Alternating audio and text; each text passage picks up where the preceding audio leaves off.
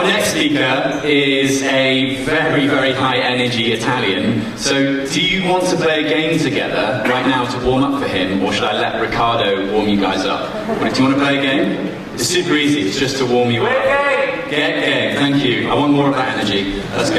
Okay, so it's very simple. Basically, I believe that Bitcoin does have a culture. Above this WIS protocol set of rules, there are all these people, and we're imposing on Bitcoin these fun things, these fun memes. So I want you to repeat the line, sorry, not repeat the line, I want you to finish the phrase for me.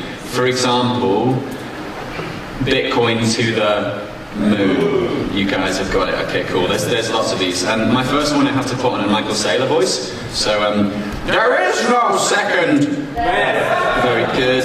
How's my Michael Saylor? Not great. Okay. Not your keys, not your... Very good, thank you. Have fun staying... I don't like that one, but it's catchy. Do you accept? Very good. We can be louder, guys. Come on, it's the morning, we can warm up a bit. Stay humble, stack. Famously by Matt Odell, rather. Okay, cypherpunks. Right, cool. Yeah, I didn't even finish the phrase. Thank you so much, Laura. Okay, I'm going to stop there because I can see Riccardo is doing some press-ups in the backstage here. I love that we're starting off NiceHashX with Riccardo, who is a brilliant talker. If you haven't had a coffee this morning, you don't need it. He will wake you up. He is a phenomenal ball of energy, all the way from Italy, just neighbouring, and he's the host of the Bitcoin Italia Podcast, which is Italy's biggest Bitcoin podcast, as well as the co-founder and the looks and the beauty of BTC Explorers, which if you don't follow Bitcoin Explorers or BTC Explorers, you absolutely must. They bring first-hand reporting about Bitcoin from all over the world. He told me this morning that his talk is all about why Bitcoin matters, but I think the official title is Bitcoin in Emerging Markets, or words to that effect. Either way, he is going to give a fantastic keynote this morning, so please put your hands together and welcome Riccardo Frega to the stage! Thank you, Joe. Thank you. Alright, as Joe just said, my name is Riccardo. I am one half of Bitcoin Explorer. My beautiful partner Laura is somewhere right there. We are podcasters, we are educators, and we are Bitcoin travelers. What we do basically is traveling the world, exploring Bitcoin adoption in emerging markets and hyper-inflating economies. The reason why we do this is because we think in Europe, in America, in what we call the first world, we don't understand exactly why Bitcoin matters, why Bitcoin is such a powerful tool, why Bitcoin is being designed by Satoshi Nakamoto with this feature to empower the entire world. That's the reason why in the past couple of years we traveled in 4 different continents, exploring local communities all over the world and trying to understand why and how they use Bitcoin in their daily life. So NiceHash called me and said, listen Rikki, you're going to be the first speech of the conference. I want you to tell our guests why Bitcoin matters, and I want you to show them why Bitcoin is changing lives, how it's changing lives. And I said, okay guys, fantastic, but I'm going to have only 20 minutes with you, only, yes. And there are so many different ways Bitcoin is changing lives, so I had to pick up 2. And I selected these 2 from all our travels. By the way, if you want to follow and learn more about what's going on all over the world with the Bitcoin Explorers, you can follow us on our social media or on our YouTube channel. But the first thing I would love to speak this morning is inflation. We know inflation, we feel inflation, we know Bitcoin Bitcoin is a hedge against inflation. But what does it mean being a hedge against inflation? Let me make you a couple of examples. These pictures you see here, they were shot a few months ago in Istanbul, Turkey. Turkey has a local currency, the Turkish lira, 60% inflation on an annual basis. And it's been like that for so many years now. So when we think the euro is inflating or the dollar is inflating, we are perfectly right.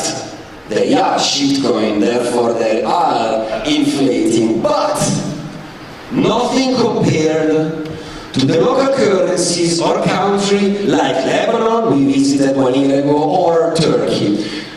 If you watch carefully in the first picture, you can see people lining up. That's the main historic market, right in the historic center of Istanbul. If you watch carefully that picture, those people there, they are lining up, they are buying gold. That's a gold exchange. And a currency exchange as well. But if you watch closely the crowd, those are not tourists, those are Turks. Every day for them is a challenge. How do I get rid of my local currency fast? When they receive their salary, they receive it in Turkish lira. Turkish lira is hot.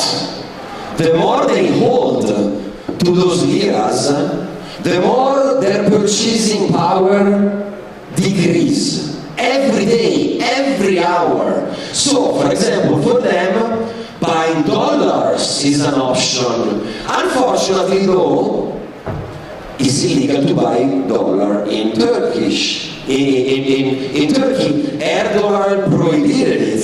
So it's very hard for them to buy dollar. Only tourists has easy access to dollars in Turkey. So they buy gold. They are gold bugs.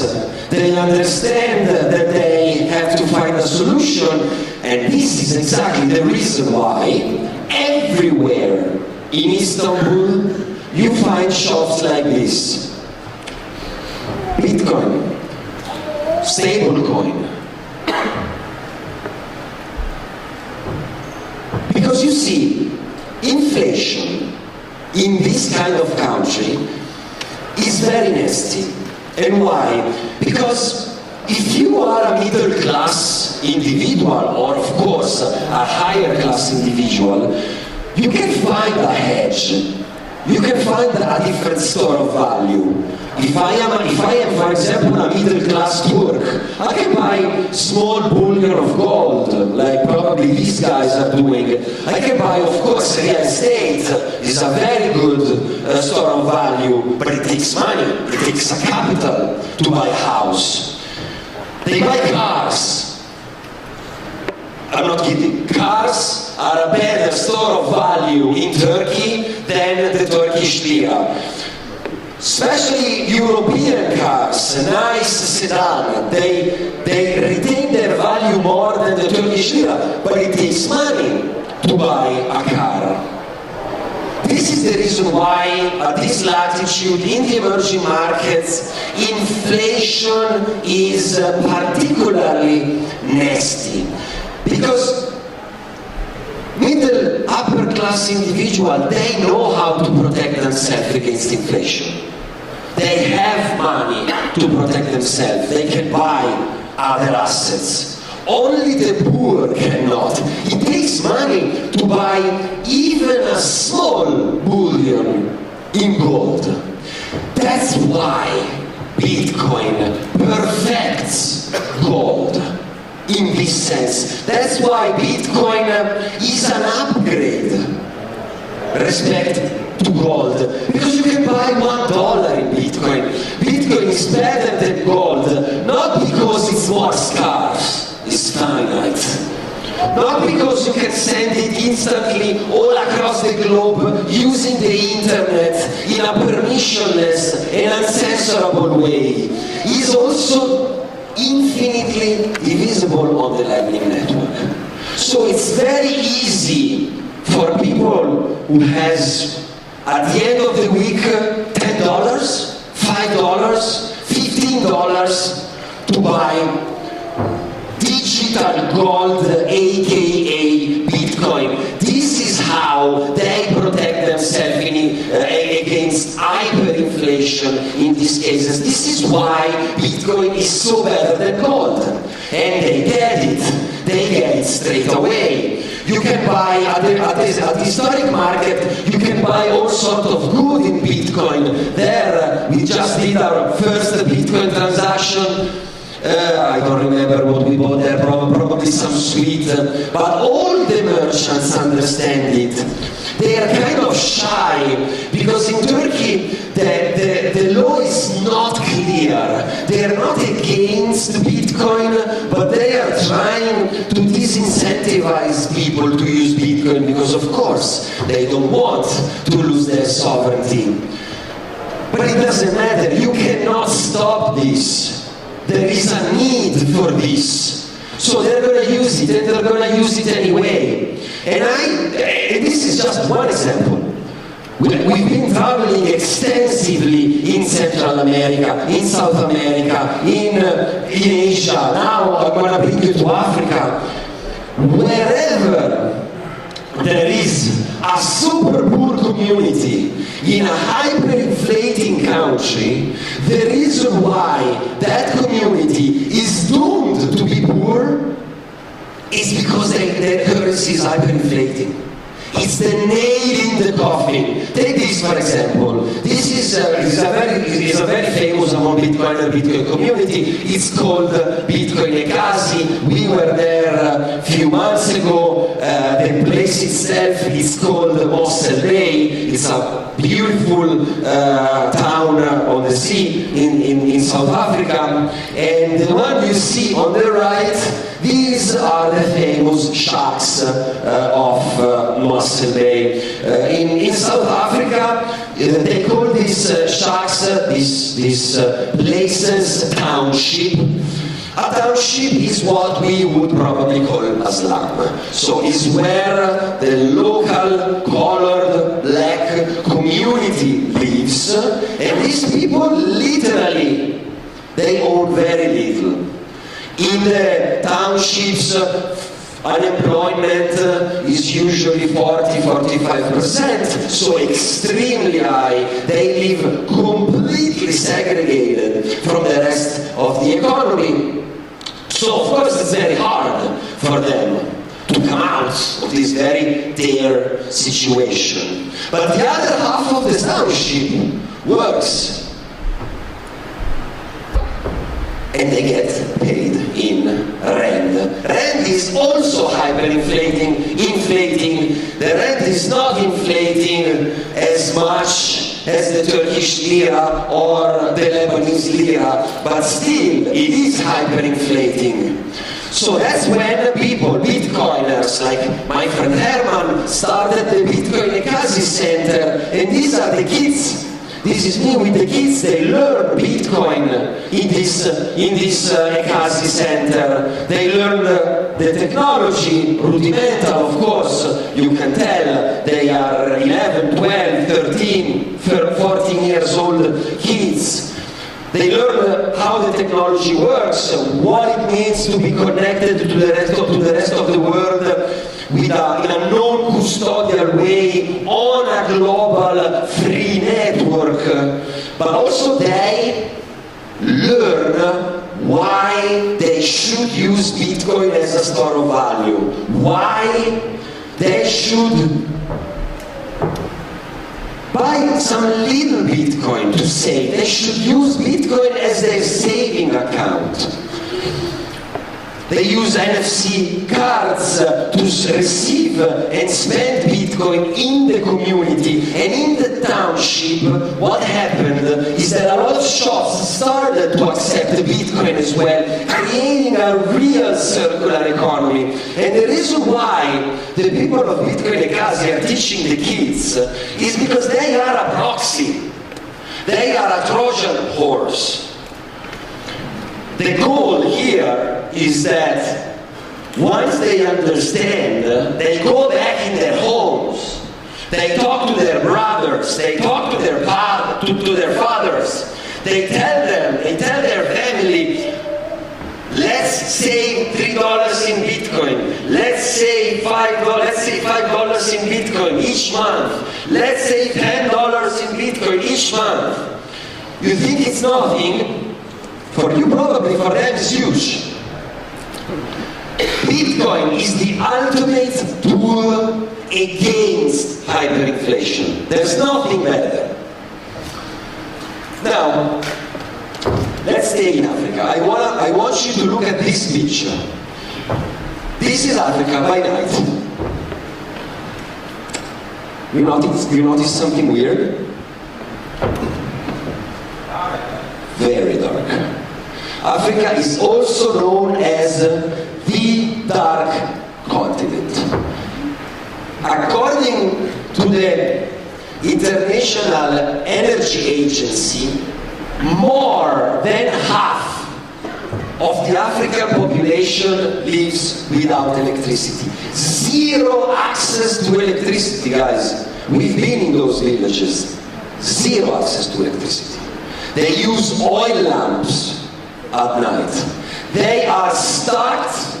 They still live the same way we were living 2 centuries ago. Why is that? Why is that? Because there is no power generation in Africa. It's not profitable to generate electricity in Africa because nobody buys it. And who's supposed to buy it? The industry. We don't know it, we don't understand it, but the main buyer is not us, it's not private people. We pay cheap electricity. An electric grid, to be sustainable, needs an industry, because it's the industry that buys large quantities of electricity and pays good money for it. So it's a vicious circle. Africa doesn't have an industrial compartment, therefore it's not profitable to generate electricity in Africa. Therefore, there's never going to be power generation in Africa, period, start. This picture here is the failure of every single dollar we sent in Africa, we gave the African to help them build for them a sustainable society. And yet, if you travel in Africa, this is what you see. Central Africa, of course, there's Sub-Saharan, Saharan Africa is different, but this is Kenya, for example. Africa is fucking green. It's a lushy, rich country, full of potential. They have rivers everywhere. You could build microgrids and micro hydropower plants everywhere in Africa, and therefore electrify millions and millions of villages. But it's not profitable. Nobody buys the electricity, so it's not going to happen. It was.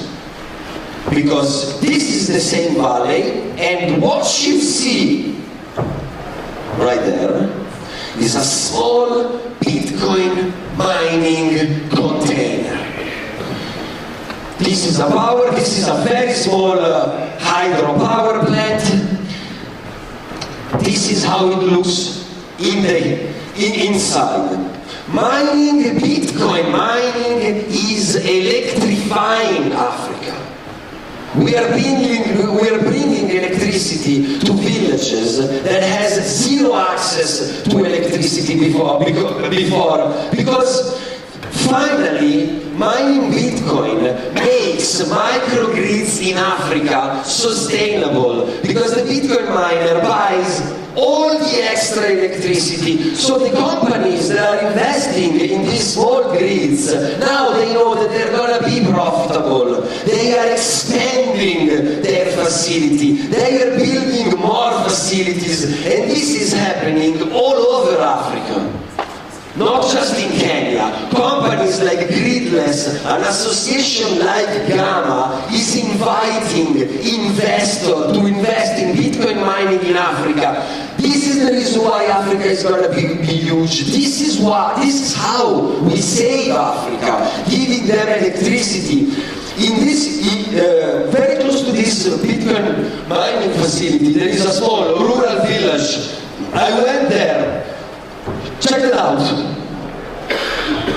Yeah, I'm shaving my beard with an electric machine. That for him, this was completely new. In this village, thanks to mining, they are getting the first refrigerator. They are getting the first, as I said, electric tool to make their business better, to be more profitable, to invest in the future. This is how we save. This is how we give an opportunity to Africa, not with free money and free food, but giving them the tool to compete. And this is not true only in Africa. This is true in so many other countries, because in this map you can see where the power generation in our world stays. So it's not only Africa that is completely secluded. Before Bitcoin, power generation needed to be close either to a big city or to a big industrial department. With Bitcoin, we can monetize electricity and power generation everywhere in the world. We can generate the power, and this is a revolution. This is why Bitcoin matters. This is why Bitcoin is something that is unprecedented. We never had a tool like this. We never had something so clever. We never had something so disruptive.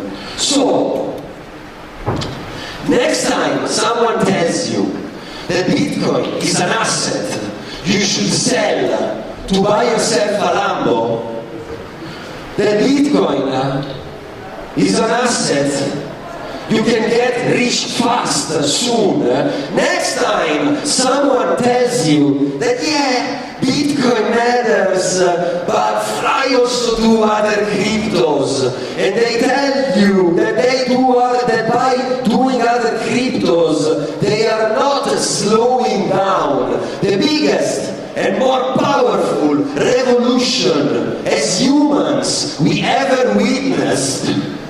This should be your answer.